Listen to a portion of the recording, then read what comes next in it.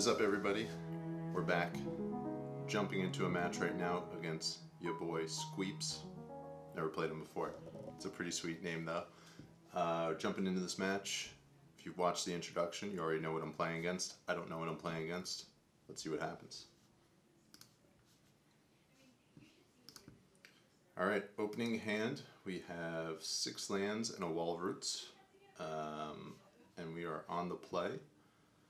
While I am not a fan of mulliganing, this hand does absolutely nothing, so we're shipping it. Sending it back.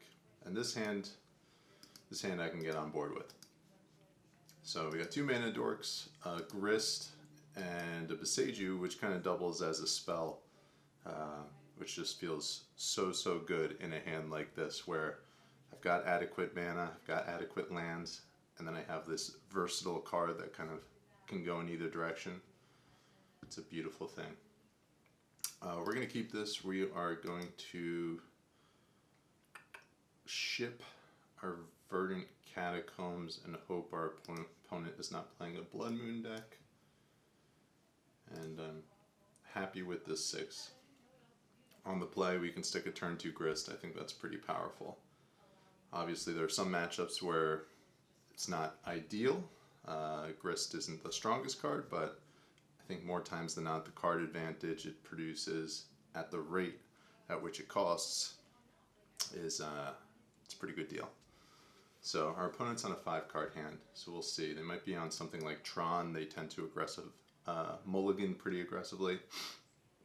Belcher, I don't know if Belcher's a deck anymore now that Besage is in the format. We'll see, but they also tend to mulligan pretty aggressively. So just off the bat, no companion and those factors, that's what I'm putting them on. So we're going to lead on Hierarch.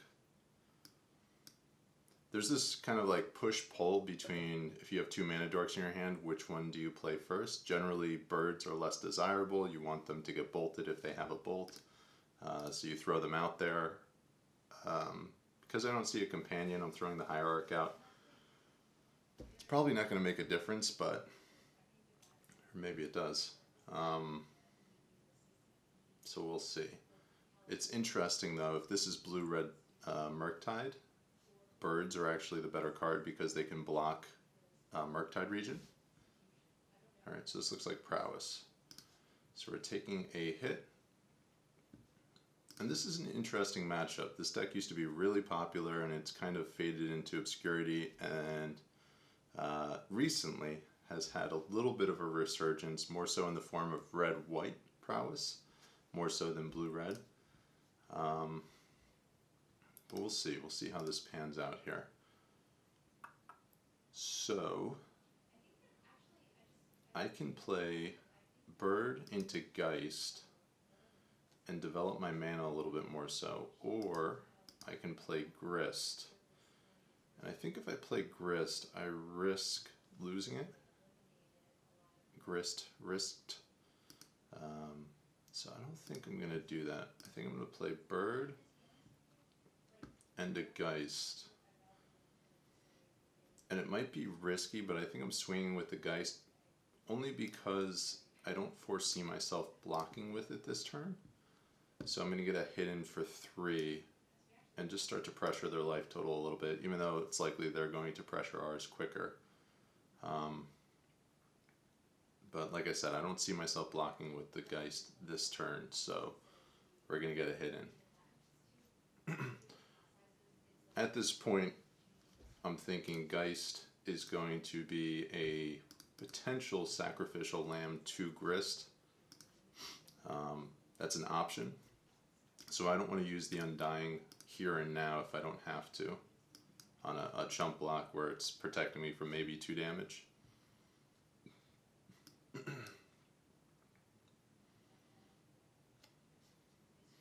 Alright, gut shot. So this is looking like a matchup where Besage is probably not going to get used as a spell that kills or destroys an artifact, enchantment, or land. Probably just going to wind up playing it as a land here. So they have the entity. And I think that card's actually somewhat problematic for our deck.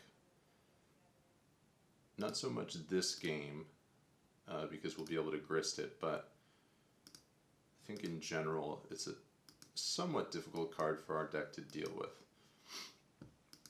So I think we're going to swing with the Geist. No, we're going to grist the Entity, swing with the Geist, hit for 3, play the Yawgmoth, and have a blocker back. And hope that we can have our grist live to see another turn. But then again, you know, if they use a burn spell to take it out, it's not the worst thing in the world. You know, I'd rather have that pointed at my creatures than pointed at my face if my life total is being pressured. So when it comes to their direct damage and them using it on your creatures, it's almost like you can think of it as if you're gaining life at the expense of them losing a card, as opposed to,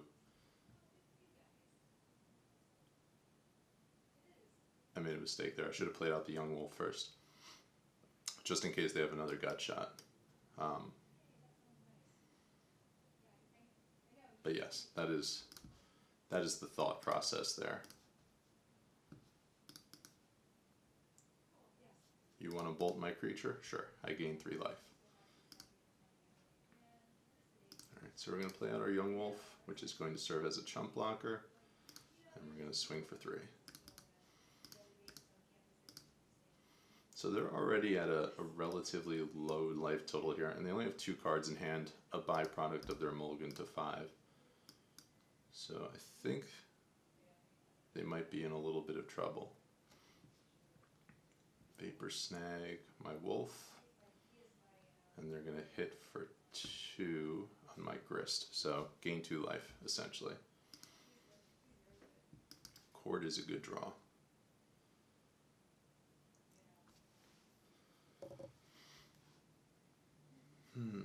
So cord, I don't think we're using the cord this turn. I think next turn it's probably getting us another grist or potentially even a Yawgmoth.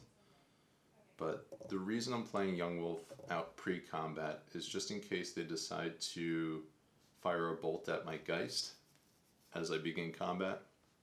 I can cord in response and get another creature potentially.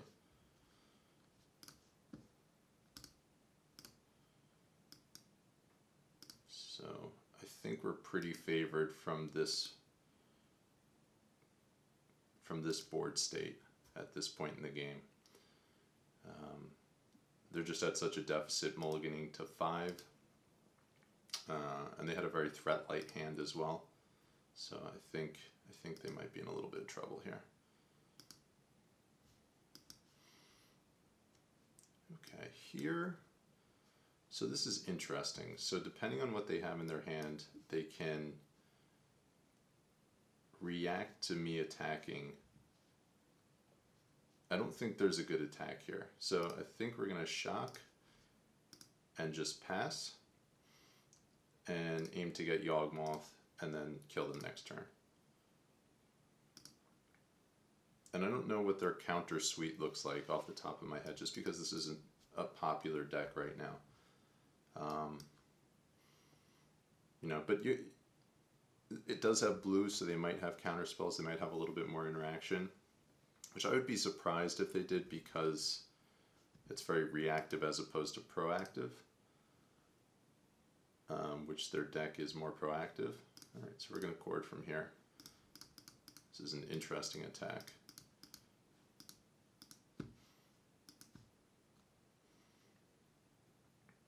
All right, so of note, given this attack, Yawgmoth, pro-humans. Monastery Swiftsphere is a human. Those two things, that lines up well for me, not so much for my opponent, and they scoop reasonably. So yeah, like I was saying, I don't know what sort of counter suite they have in their deck. I would be surprised if it was much, just given their general game plan. I don't think they want to spend their time being reactive to what I'm doing. They're trying to get me dead.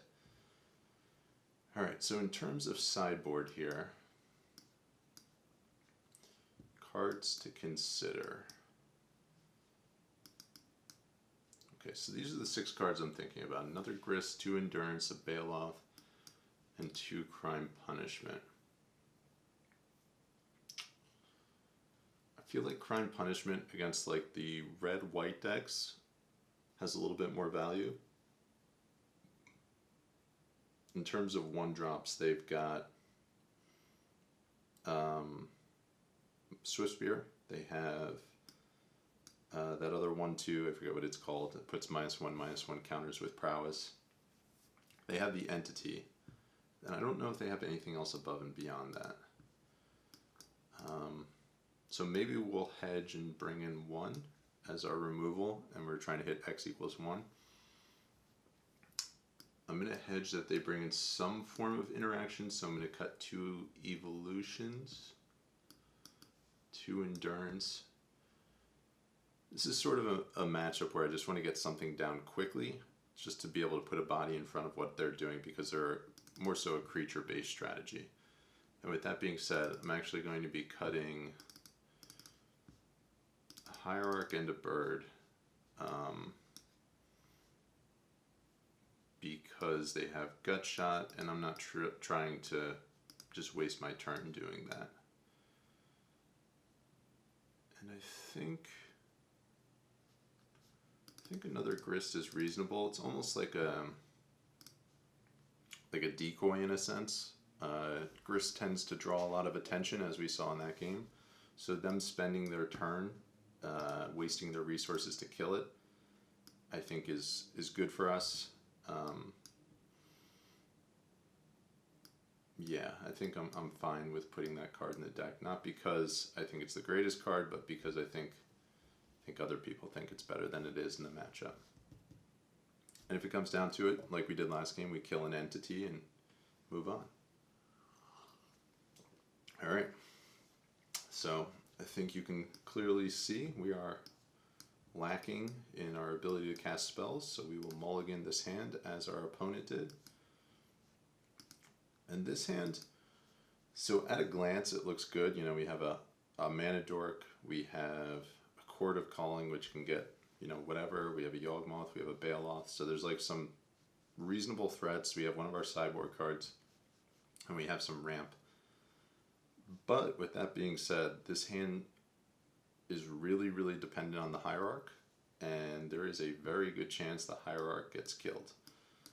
I would say 96% chance it dies. Still going to keep it, but I don't think it's as strong as what it might appear at a glance. And given the way this hand pans out, Chord of Calling I think is the worst card, so we're gonna dump that. Best draw from this position is probably something like a Wall of Roots.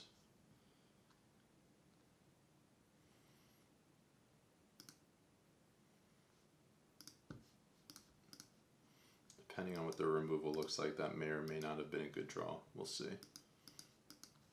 If they have 1 piece of removal, it's good. If they have more than 1, might not be great.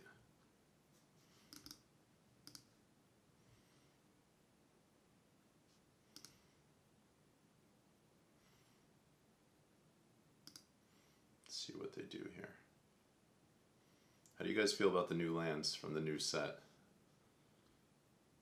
I think they're pretty sweet. I'm not a big fan of full art lands. I think I like the classic look, you know, the old school beta lands and things like that, but I can get on board with these. They're nifty, they're neat. All right, so they hit 2 lands off their light up the stage. They did not kill our Hierarch. I guess the question is, what land do we play? Alright, well, let's do this. Let's lead with Hierarch, and then we'll give us an opportunity to think about what we want to do here. Swing with the Hierarch. I don't know about you guys, but I have this tendency to F6 when I shouldn't as well, so I need to be very conscious not to do that and pass through my second main phase and time walk myself. I don't think we're going to want to fetch Dryad Arbor. I don't think it's necessary in this instance. I'm going to play out the Mire. And if we can keep one of our 2 mana dorks here, I think we're doing all right.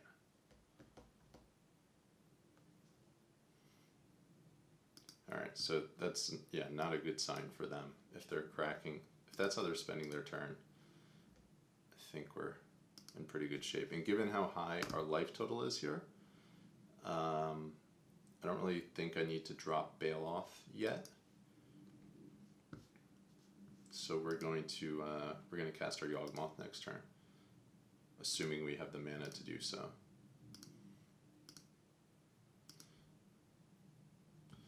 And once again, keep in mind, pro-humans, so it's just going to stonewall their attacks. And every once in a while they will attack into him with a human, and they wind up getting disappointed. Also of note, a reason why I really like Endurance in this deck, it's not only free mana for Court of Calling, it's not only interaction when you're playing against a graveyard deck, but it's a free creature to sacrifice to Yawgmoth as well. So it almost, like if you're flashing it in for its evoke cost, it almost replaces itself. It does replace itself in that you can draw a card off of it before the evoke happens. And this next turn is going to be very unfortunate for our opponent. I think they might scoop. Alright, yeah, so that just makes it even easier for us. So here's how we're going to do it. Playing out our Geist, we're going to sacrifice the Geist, -1/-1 counter. We'll add a black with the Hierarch.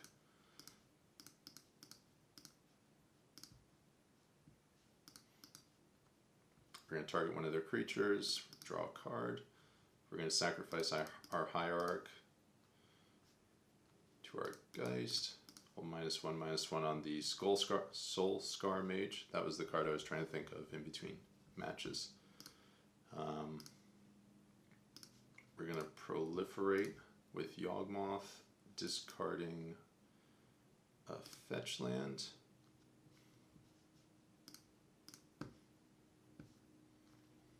So the question is, do I pump the Strangleroot Geist further, or do I keep it in range so I can continue to loop card draw off of it? Does it change our clock at all? 5, 10. So we're on a 3-turn clock regardless.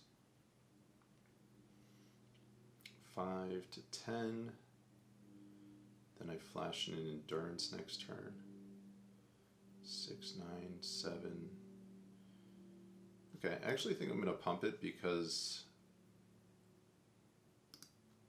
I can kill them next turn if I proliferate again. So we're going to do that. If they don't get another creature down, they're just dead next turn. And if they want to spend their resources trying to kill it, I'll just sacrifice it and draw a card.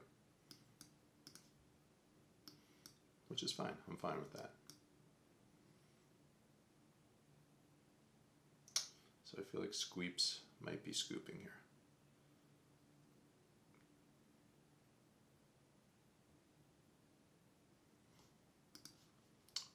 Not great for them.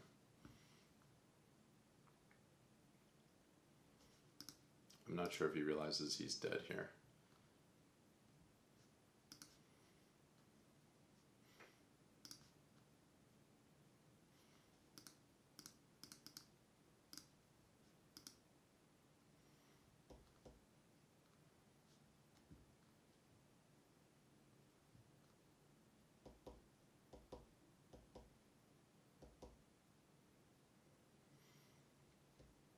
Okay.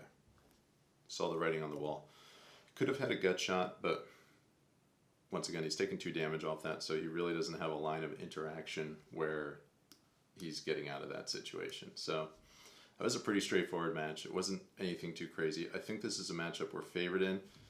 If they are on the play and they get off to a quick start, they can definitely pressure us and we can definitely lose, but I think our cards line up pretty well against them. And I think we're the favorite deck. But then again, I think that about most matchups with Yawgmoth. Maybe I'm biased, I don't know. Maybe the deck is just busted. I don't know. But that's where I stand. That does it for this match. I hope, provide some insight. I hope you've gotten a little wiser with your tact in your ability to play this deck and navigate this matchup, even though it isn't the most common of matchups. So I'll see you next time.